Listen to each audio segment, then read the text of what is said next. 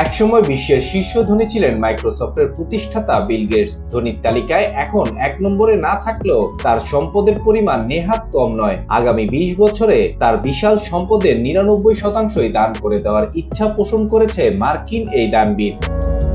তিনি জানান, নিজের প্রতিষ্ঠিত Bill and Melinda Gates foundation এর মাধ্যমে দান কার্যক্রম আরো জোরদার করবেন এবং পরিকল্পনা অনুসারে 2045 সালের মধ্যে কার্যক্রম বন্ধ করে দেবে এই ফাউন্ডেশন।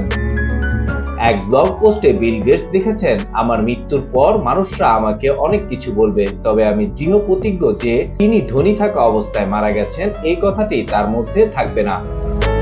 69 বছর বয়সী গেটস বলছে, তার নিজের নামে প্রতিষ্ঠিত ফাউন্ডেশন এরই মধ্যে স্বাস্থ্য ও উন্নয়ন প্রকল্পের জন্য $10,000 কোটি দান করেছে এবং তিনি আশা করছেন আগামী 2 দশক ধরে বাজার ও মুদ্রাস্ফীতির উপর নির্ভর করে আরো $20,000 কোটি খরচ হবে।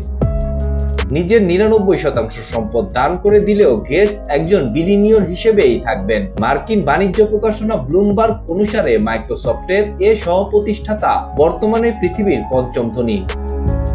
ব্লগ পোস্টে নিজের সম্পদের একটি টাইমলাইন শেয়ার করেছে গেটস। সেখানে দেখা যাচ্ছে তার বর্তমান সম্পদের পরিমাণ $10,800 কোটি এবং সেখানে একটি হাতে আঁকা তীর 2045 সালের দিকে নামতে নামতে প্রায় শূন্যের দিকে পৌঁছেছে। বিল গেটস আরো বলেছেন, ফাউন্ডেশন তার সঞ্চিত তহবিল থেকে $20,000 কোটি দান করবে।